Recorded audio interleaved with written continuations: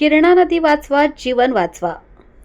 लोणेर ग्रामपंचायतीच्या विशेष ग्रामसभेत गिरणा नदीपात्रातील वाळू व गौण खनिज उत्खनन कायमस्वरूपी बंद करण्याचा ऐतिहासिक ठराव सर्वानुमते मंजूर.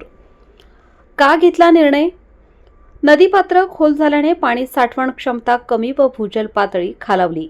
पिण्याच्या पाण्याचा गंभीर प्रश्न निर्माण होण्याची भीती, जड वाहनांमुळे रस्ते व शेतीचे नुकसान, अपघातांचा धोका. पर्यावरणाचा समतोल राखण्यासाठी नदी वाचवा मोहिमेला साथ. ठरावाच्या वेळी उपस्थित प्रशासक सौ रेश्मा रमेश महाजन यांच्या अध्यक्षतेखाली सभा संपन्न.